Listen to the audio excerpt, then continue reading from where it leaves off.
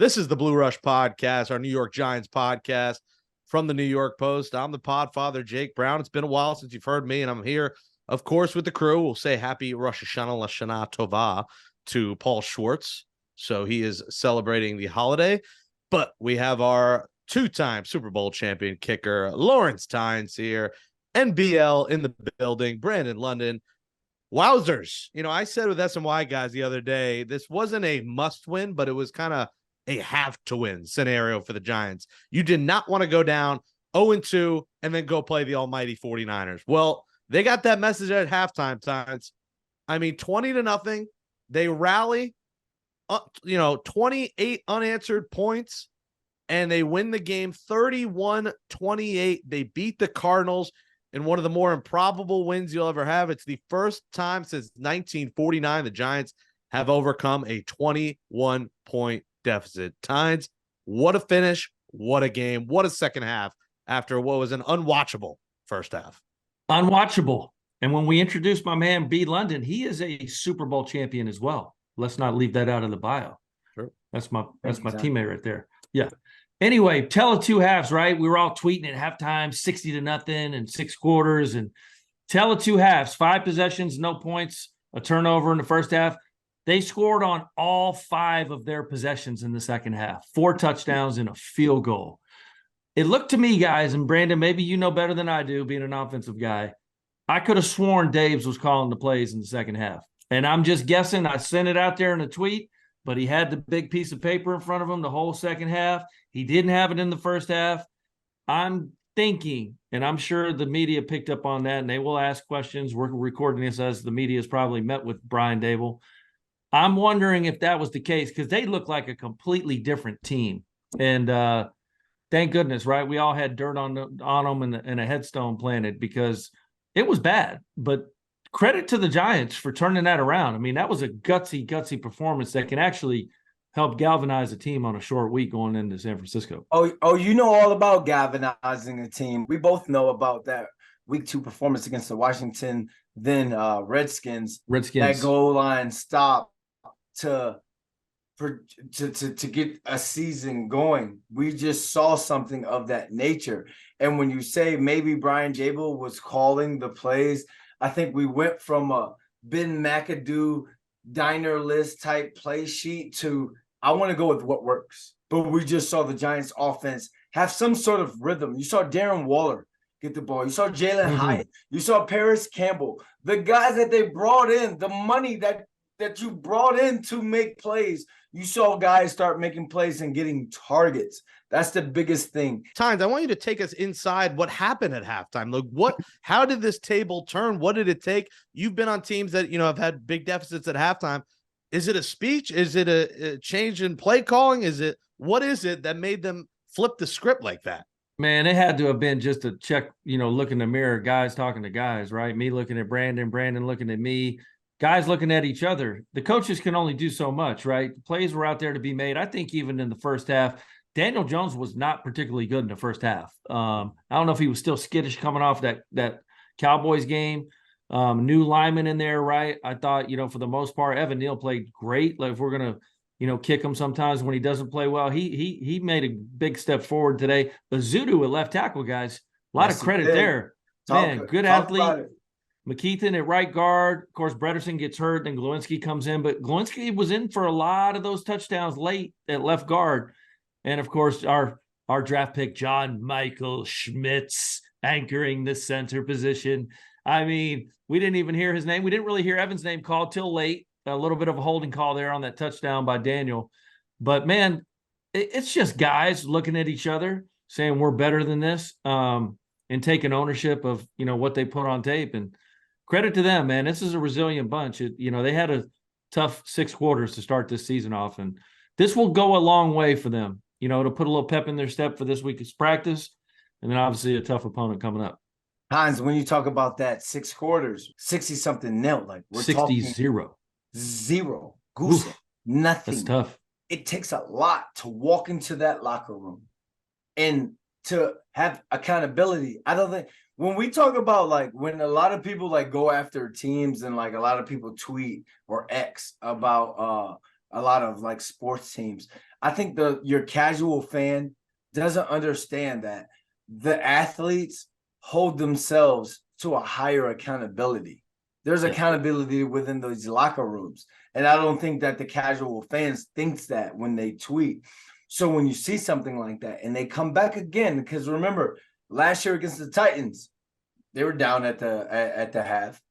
You think about a lot of the games where the 2022 Giants had to either come back or had to sustain some sort of small lead.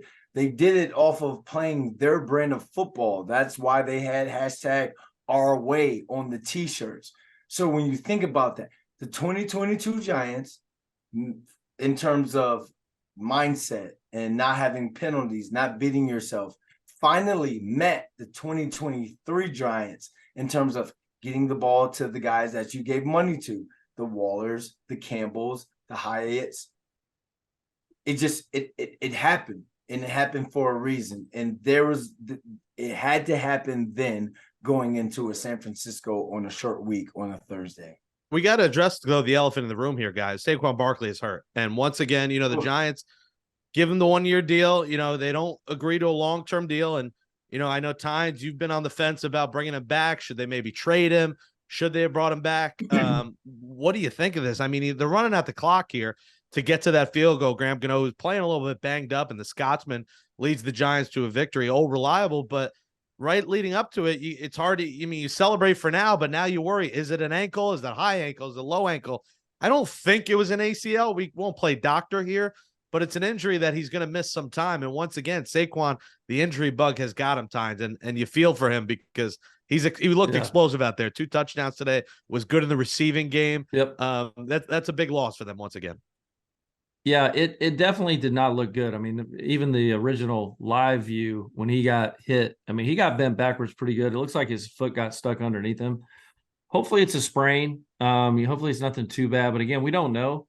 He has been banged up. It's unfortunate. But, after seeing what they did today, I mean, listen, they're going to rely on the pass game. They really didn't run the ball well. I don't think they're going to run the ball well against San Francisco.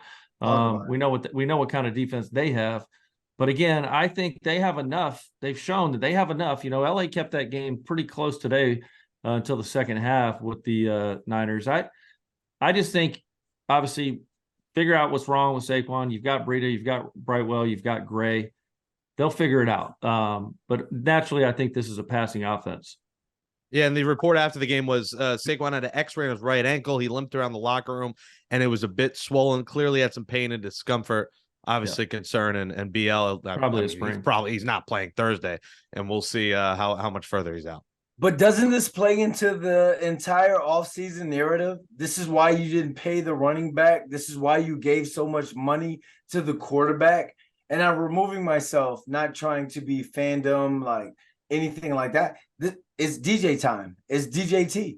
It's DJ time. And what we saw is what we saw that first drive against the Carolina Panthers in the preseason. Everybody could be like, oh, it's just the Carolina Panthers. It was their second team. They threw the ball the entire game. This offense has been set up to where Daniel Jones can rock. And like you said, Tynes, Mike Kafka, Brian Dable, whoever's calling the plays, they have their Travis Kelce and Darren Waller. And everyone else makes plays behind that. Yeah. I'm not going to diminish what Saquon brings to the table whatsoever. But again, it's the whole running back narrative. It's been 2022, 2023. Don't pay him. Don't do this. Look at the stats. Go turn the page. Look at the stats from today's game. I mean, Daniel was nearly our leading rusher and obviously was clearly our leading thrower. He's the quarterback. But guys, he had 59 yards on 9 carries. Saquon had 63 on 17. I mean, this goes back to the playoff game when he had almost 400 total yards, right? Daniel had about 75 rushing and 320-something passing. This is who he is. It's why he got the bag. It's why he got the money. I'm not diminishing what Saquon Barkley is by any means, but I'm just telling you, I think Giants fans, we're going to be okay for a couple weeks. And you got a question here, like, what is Saquon's if this ends up being serious and he misses a lot of time, you wonder, like, is he going to be a Giant long-term? I know the fans have wanted him here forever, but I don't know anymore. Like, I don't know if he's out 6 to 8 weeks, he misses half the season, his future's in doubt. So you guys trust Brightwell, you trust Breida, and maybe a little bit of gray to get the job done. Yeah. Tynes, it sounds like you do. No. I trust Daniel. Because at the same time, Tynes, like you still have to get them out of that one high shell. You still have to get them out of that 8-man in the box. I love Daniel Jones, and I love what he's doing in terms of the progression and spreading the ball around to different receivers. But you got to help him with the run game. And I just haven't seen it from a breed of. I'm still worried on that aspect of it, not having just the same. But can you tell me when the last time Saquon Barkley had over 100 yards rushing in a game was? Hearts, you're gonna have to go to the research. We'll have to go to the. Thank you. No. See, but listen. There's the question. Okay. That's what I'm saying. Like, I'm not trying to be a smart ass here. No. But we can't remember, right? We don't remember. Like, Mhm. I'm not saying he vanished in the second half of the season, but that was the Daniel Jones show late in the year, guys. It just was, and that's kind of what this thing is built around. We don't need a 100-yard rusher. I don't think people are, crowd. Maybe they are crowding the box to some extent, but you got people that can take the top off of defense like Hyatt did. That's going to open some things up. You got Waller underneath. You got Slayton, who was making a lot of plays today. I mean, I'm just not as worried as I would have been, say, 2 years ago, potentially. So, yeah, there you go. Week 10 versus Houston, guys. 2022, Week 10. That was a long time ago against a very, very bad football team. Well, here's the worry. Daniel Jones in 2 games so far, guys, has taken a lot of big hits, especially against Dallas. He ran 9 times. I mean, without Saquon, you got to imagine against San Fran, he's running 12 to 15 times. He's going to hit double digits. And that's another, great. I mean, the Cardinals were a good defense, but Dallas was an elite defense and San Francisco was elite defense. So 2 times in 3 weeks, he's going up against top 5 defense in the NFL, and he's going to take a lot of big hits. And, the O-line still has to improve. They had a great second half, but they weren't good in the first half. We got to talk a little bit about the defense. A couple of costly penalties. Okereke, the penalty that, that would have been a turnover. It could maybe become 2014. Instead, the game becomes, 27-7 or 28-7. That's a huge penalty there in that situation. And the defense had their moments, but overall, I think they got to be better than what we've seen the first 2 games. I see the defense being able to build off of this and make plays. You see that you're still, at the end of the day, you don't know you got Saquon. You're still trying to figure out what your offense is going to be and have confidence in that offense. But Tynes, as you know, there's a lot of defenses that they take it within themselves to win games. And we're still seeing this 2023 Giants defense figure that out. Yeah. That defense was really suspect in the first half, and credit to Josh Dobbs, who's only been there for 3 weeks. I mean, I'm going to give him a lot of props. That's hard to do. And they were efficient. He moved the ball. They hit the tight end. There was too many busts. You guys saw it in the TV coverage, right? There was Okereke running into a Dory in that slot. They've got to get that figured out, because between McCaffrey and the tight end in San Francisco, holy cow. And that's what Shanahan does. He's going to create all kinds of chaos in the middle of the field, mismatches, motions. They got to clean that up, because there was too many free runners in the middle of the field, tight ends mostly today. And again, no sacks. And I know Wink's defense is not predicated on sacks. I get that, but it's predicated on pressures. O'Shane Ximines had the exact same amount of pressures as Dexter Lawrence, guys. O'Shane Ximines didn't play until the very, very end of the game. And I think some of those pressures were late when they brought him in some of those prevent situations. They've just got to figure out a way to get more pressure on the quarterback, because they couldn't do it today. They're going to go against a superior offensive line on Thursday night. But and the run game, there was times James Conner, guys, he got going. I don't know how they got away from it, or maybe we did buckle up in the fourth quarter. But James Conner was running at will against this defense, which has been a problem going back to last year. They've got to clean that up against this Niners team. But you know what? They found a way to win. I'm not here to kind of harp on all the negative stuff, but those are the things I would like to see cleaned up on defense. But especially with that Saquon here, 0 sacks, 0 fumbles, 0 interceptions. You got to get a few turnovers. You got to get this offense the ball back. And like you said, you got to stop the run. 23 for 106. Well, Saquon did have an interception. Yeah. The 3 for 41. That's not nice, but the one right through his hands. Yeah.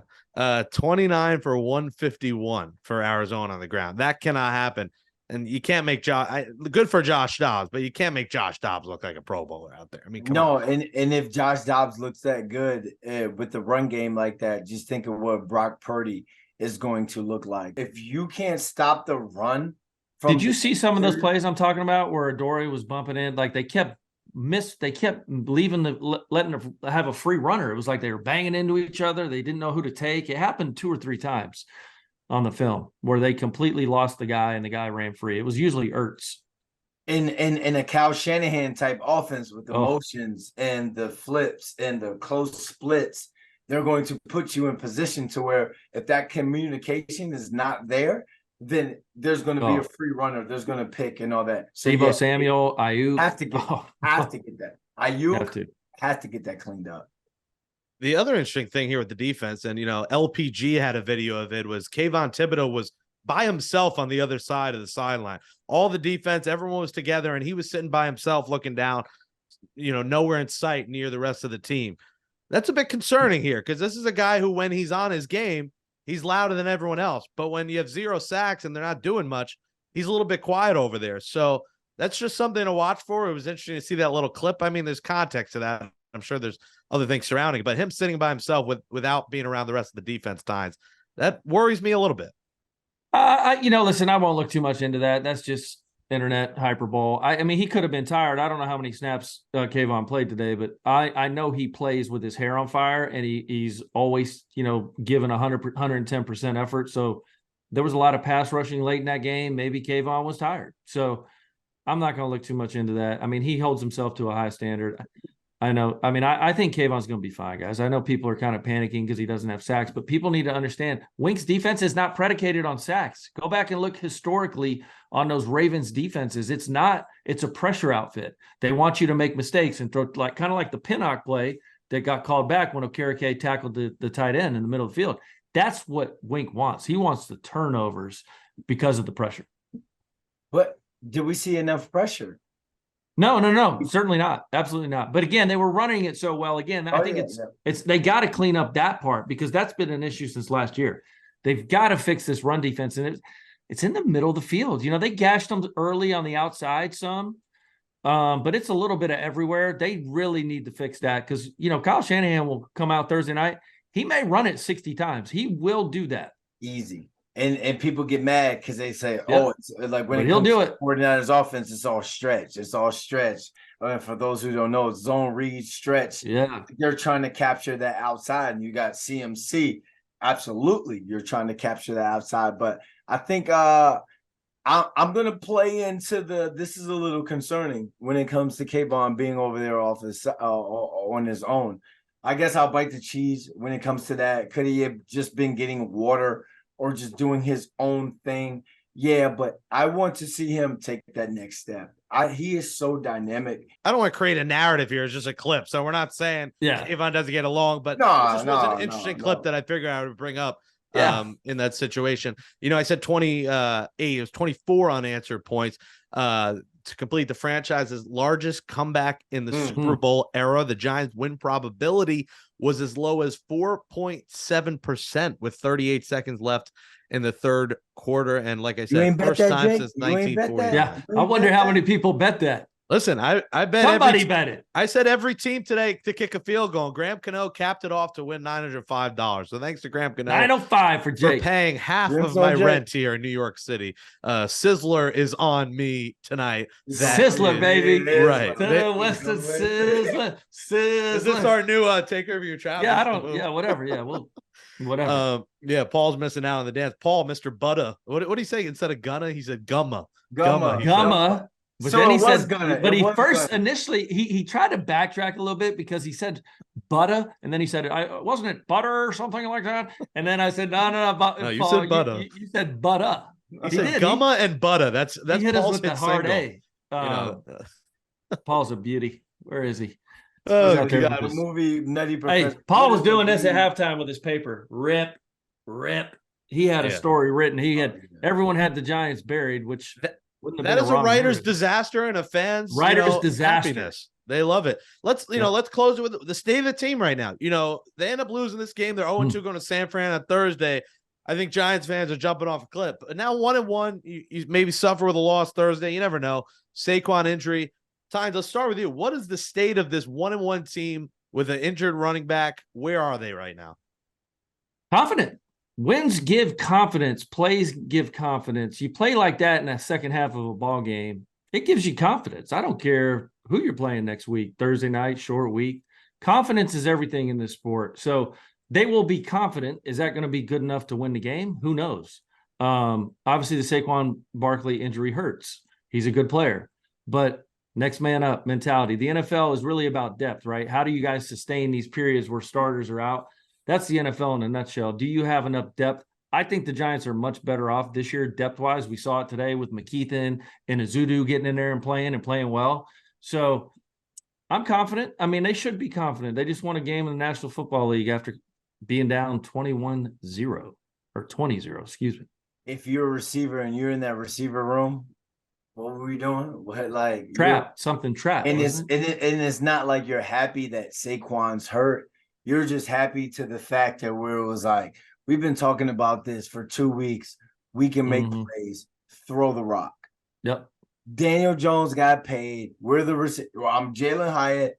Paris Campbell showed up. We didn't talk enough about him today. My Sterling God. Shepard had a big catch or two. Darren Waller showed his worth. # Waller's a baller. Yeah, and I think it's important. You just saw positivity from the offense. It took 6 quarters for this offense to do anything, and for him to spread the love across, all the guys, like you said, to the Hyatt, to the Waller, Slayton, Hodgins, Campbell and Shepard and Saquon. Like, it was nice to see him spread the love around, because that's what this Giants offense was built off. Last year we saw all the unsung heroes that they had, like an Isaiah Hodgins, and now it was only 1/2. You got to play a complete game on Thursday to beat the Niners. But I think just the love spreading, we love to see the love being spread on that offense. If they're gonna have to do a lot of it without Saquon Barkley. Well, we'll close with a quick nugget looking ahead of Thursday. You guys will have the Blue Rush preview podcast coming Wednesday, but Tynes, you want to give a quick 30 on the tough test ahead against San Fran? It's a tough matchup for sure. I mean, obviously what they have explosively on offense, all those playmakers, but don't underestimate the power of confidence in this league. Jalen Hyatt, he doesn't care who plays defense for San Francisco. He's young. He's just going to go ball. And then, the offense moving the ball the way they did the second half, we'll give them a shot. Listen, it's a tough task. But again, one they can win. It's the NFL, guys. Anyone can win on any given Thursday, Sunday, Monday. So looking much more forward to the game now with a win, right? 0-2 would have been disaster. We all would have went in there thinking, no way, they can't move the ball. But there was a positive sign there in the second half. Absolutely. And mine, I think, forget Friday night lights. Let's get ready for Thursday night lights. Let Daniel spin. Let him go out there, throw a quick game for quick throws, get the ball out, let him throw down the field to the receivers that he has, and then let him throw the possession routes to the Paris Campbells and the Darren Wallers and all those guys. He showed the haters, that's why I got the contract. Don't look at what happened week 1. This is what I can do. Watch me work. And, one of the funny questions, I don't know why this is going around, but that Kay Adams asked Daniel Jones was, how often do dudes think about the Roman Empire? Personally, I never do. I don't know. Do you guys think about the Roman Empire? That's apparently like a trend going around of dudes think about the Roman Empire and Sparta. Lawrence, you never think of that? No, it brings back horror stories of high school English. No. Yeah. The Roman Empire. Wasn't that a series of our time in high school? Didn't we talk about it? Yeah, I don't know why it's become a topic now, but she asked him that, and he says he thinks about it once or twice a month. So Daniel thinks about it here and there. Well, right now he'll think about the San Francisco 49ers defense, and Lawrence, Brandon, and Mr. Paul Schwartz will be back for the Blue Rush preview podcast. I believe it will drop a day early before the game on Wednesday, so stay tuned for that. We'll be back with a post-game show on Friday morning, but until then, let's close out the show next with the Scotsman. And that says cheerio to episode 150 of the Blue Rush Wedding Podcast of our New York Giants from the New York Post. Thanks to Jake Brown and Andrew Hartz for producing the show. Lawrence, show's always fun, or more fun when the Giants win the football game. It could have got ugly on this program if they were to get blown out. You would have had us yelling like this. Well, after halftime, I had to go retrieve my bloody shovel because I'd buried those bloody Giants. They were dead to me. Holy cow, Daniel Jones. Subscribe to Blue Rush on Apple Podcasts, Spotify, or wherever you get your podcasts. Watch full episodes by subscribing to the New York Post Sports YouTube page. Just follow the Blue Rush playlist. Give us a wee thumbs up and comment below. How do you feel now about this Giants football team? For Brandon London, Jake Brown, and Andrew Hartz, I'm Lawrence Tynes. We return for our Blue Rush Preview Podcast Wednesday. Lots of words there. As we look ahead to the Giants matchup against the bloody 49ers. Thanks for listening to Blue Rush, folks. Cheerio!